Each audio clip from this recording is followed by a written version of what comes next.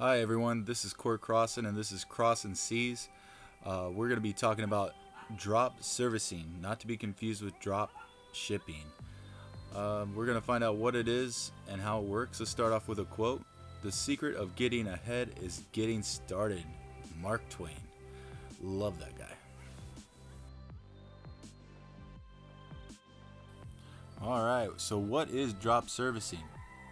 You may have heard of drop shipping, but I'm pretty sure you haven't heard of drop servicing. You sell a service to a client and have someone else do the work. Those would be the freelancers. They're people that you hire, they're not your employees. What else? Not limited to your skill set. This business model is not limited to your skill set. You don't have to worry about your employees, and it's very flexible.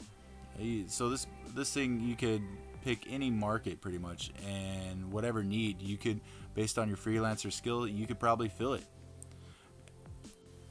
All right, here's an example.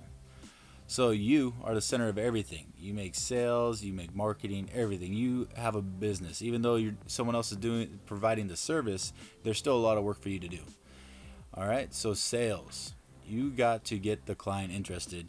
The client has a need and the client has the money, so you need to get in contact with the client. The client gives you the information, and from there you go to the freelancer, give him the work details, and he does all the work. The freelancer is your workhorse.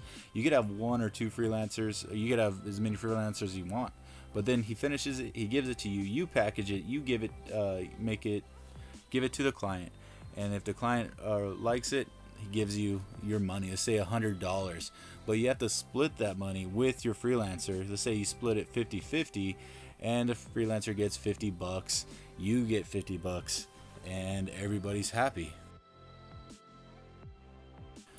Alright, so next we're going to talk about what are some steps to go through. What are the things you need to do? Alright, so first you need to do some market research. You need to know if there's a service even in need. Is there a service you need to provide? Is there a pain point? Something. You need to select a niche where you can actually make money. If there's no money to be made, then why even do it? You're in the business of making money. You have to get in contact with freelancers. You need to get in contact with more than just one, because what if you find a good freelancer and he's already busy and you have a client waiting? You need to make sure that your business is respectable.